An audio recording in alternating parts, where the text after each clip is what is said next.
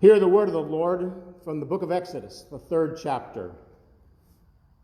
Moses was keeping the flock of his father-in-law Jethro, the priest of Midian. He led his flock beyond the wilderness and came to Horeb, the mountain of God. There the angel of the Lord appeared to him in a flame of fire out of a bush. He looked, and the bush was blazing, yet it was not consumed. Then Moses said, I must turn aside and look at this great sight and see why the bush is not burned up. And when the Lord saw that he had turned aside to see, God called to him out of the bush, Moses, Moses. And he said, Here I am. And then he said, Come no closer, remove the sandals from your feet, for the place on which you are standing is holy ground. He said further, I am the God of your father, the God of Abraham, the God of Isaac, and the God of Jacob. And Moses hid his face, for he was afraid to look at God. And the Lord said, I have observed the misery of my people who are in Egypt. I have heard their cry on account of their taskmasters. Indeed, I know their sufferings, and I have come down to deliver them from the Egyptians, and to bring them up out of the land to a good and broad land, a land flowing with milk and honey, to the country of the Canaanites, the Hittites, the Amorites, the Perizzites, the Hivites, and the Jebusites. The cry of the Israelites has now come to me. I have also seen how the Egyptians oppress them. So come, I will send you to Pharaoh to bring my people, the Israelites, out of Egypt. But Moses said to God, Who am I that I should go to Pharaoh and bring the Israelites out of Egypt? And he said, I will be with you. When you have brought the people out of Egypt, you shall worship God on this mountain. But Moses said to God, If I come to the Israelites and say to them, The God of your ancestors has sent me to you, and they ask, What is his name? What shall I say to them? And God said to Moses, I am who I am. And he said further, Thus you shall say to the Israelites, I am has sent me to you. God also said to Moses, Thus you shall say to the Israelites, The Lord, the God of your ancestors, the God of Abraham, the God of Isaac, and the God of Jacob has sent me to you. This is my name forever, and this is my title for all generations. Would you join me in prayer? Wondrous God, we give thanks to you for the blessings of the day. May our hearts, minds, and spirits be drawn to you. May we find in you the peace that surpasses all understanding. And may we recognize what it means to stand on holy ground. Amen.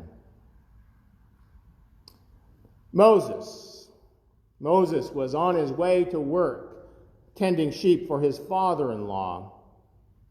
When he got to Mount Horeb, he noticed that there was a bush burning on the horizon. And since that's not an everyday occurrence, he decided to check it out, because it's a rather strange sight. And when he got to the bush, he heard a voice calling his name, Moses, Moses. Moses replied, Well, here I am. And then the voice said, Don't come any closer and remove your sandals, because you're standing on holy ground. When it comes to removing his sandals, Ron Allen and Clark Williamson offer this comment. They suggest that to be invited to remove one's sandals was to be welcomed. Moses is welcomed into relationship with God as God simultaneously draws an ultimate respect from Moses. Moses is no longer an alien, but a guest. At this point, Moses is now ready to hear the next word in which God declares, I am the God of your father, the God of Abraham, the God of Isaac, and the God of Jacob. As we contemplate this story, perhaps we can envision our own experiences on standing on holy ground. At that moment, Moses was standing on the mountain of God. But what has been holy ground for you? Brad Lyons and Bruce Barkauer have broadened the definition of holy ground a little bit for us in their book, America's Holy Ground. Brad and Bruce suggest that perhaps our national parks can be seen as holy ground. They're places where we can encounter nature in its fullness. And then they've written a sequel titled America's Sacred Sites, where they add sites such as national monuments, seashores, recreation areas, and historic sites, all managed by the National Park Service. So my question is, how might, for one example, Crater Lake National Park, or perhaps Mount Rushmore National Monument, how might they be holy ground for Americans? Just think in terms of that for a moment.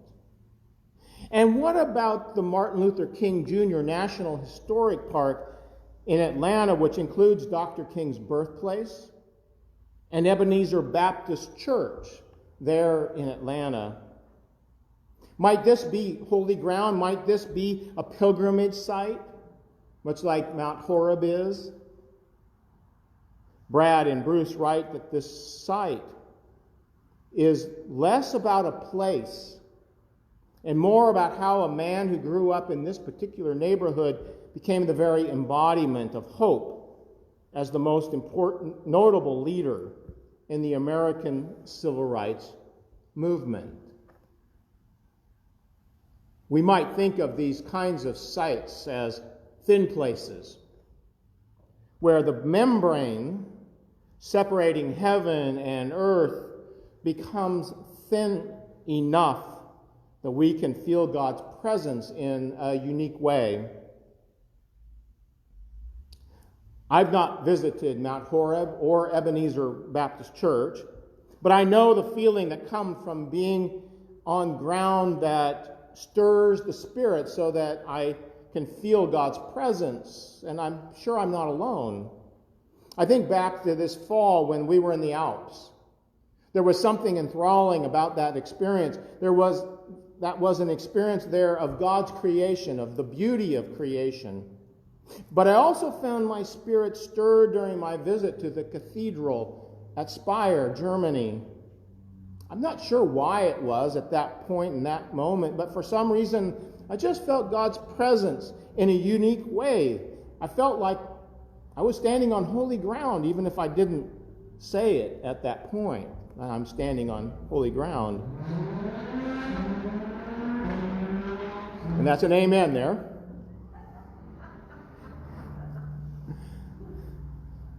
One thing about doing services like this is that we do have the world reminding us that even when we stand on holy ground, that there's a world out there to be concerned about. So here is what Bruce Epperly has to say about holy ground, about standing on holy ground, getting back to that experience and defining what that means for us. Bruce points to Moses' experience and suggests that when it comes to God's attempts to communicate with us, God is always calling, and sometimes we notice. God is always calling, and sometimes we notice. So that on that day, perhaps it was because of the strangeness of the sight, that Moses stopped and opened his eyes and his ears, and he heard God's call on his life. And so when it comes to thin places, Bruce writes that we are always on holy ground. Not just when we're in Crater Lake or Mount Horeb, but we're always on holy ground. And in fact, the world is full of thin places, and every so often we stop, take off our sandals, and bathe ourselves in the constancy of divine revelation. So after Moses took off his sandals, he was ready to listen to God's next word, and that word had to do with God's plan of liberation. This word revealed that God had noticed the misery of God's people and had heard their cries, and God is ready to deliver them from slavery and lead them to a land filled with milk and honey. And here is where Moses comes in. God needs a partner, and that partner is going to be Moses. As you might expect, Moses wasn't too sure about his new calling. He was happy tending his sheep. And like most prophets, he asked the question, why me? Why me? Who am I to go to Pharaoh and expect that Pharaoh's going to listen to me? Who am I? You know what God said to him? Don't worry about it. I'm going with you. Just tell Pharaoh that my people need to worship me on this holy mountain. So go and do as I ask. That's simple, right? Now, Moses isn't quite ready to sign on to the new job offer. So he pushes back a little bit. You would do the same. I would do the same. He wants more information if he's going to pull this thing off.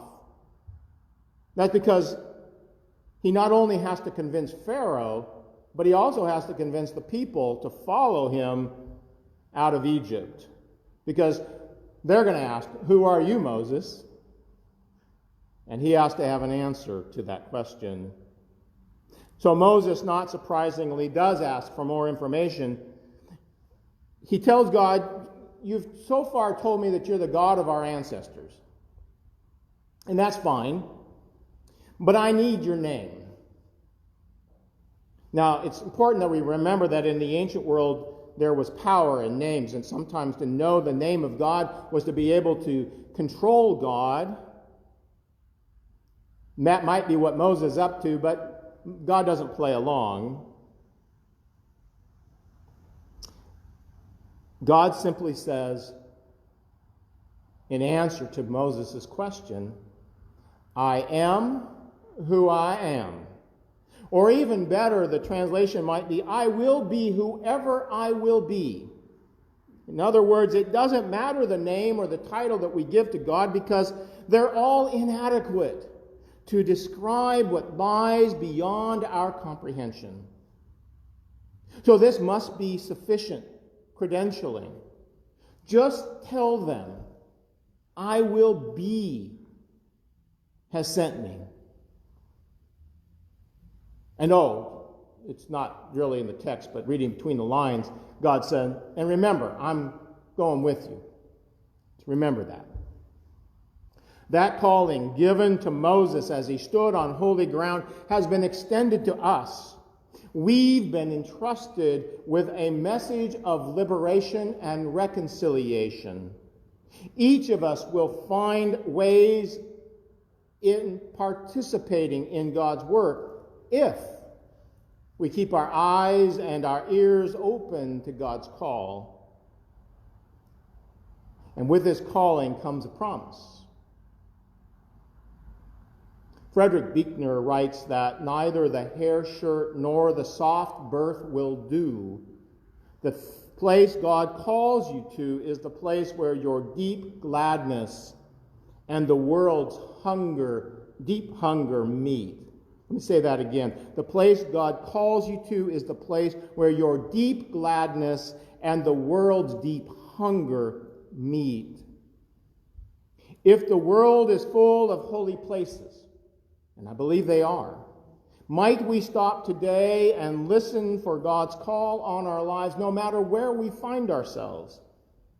May we join with God in the work of liberation and reconciliation so the world might experience healing and wholeness. And as we know, as we look out at our world, the world needs healing and wholeness. And if we have a message, we should share it in our lives, in our words, in our deeds, in our response to God's call. As we continue to hear that call, we sing together, standing on holy ground, which is number 55 in the Chalice Praise book. So I invite you to share in singing that song with us.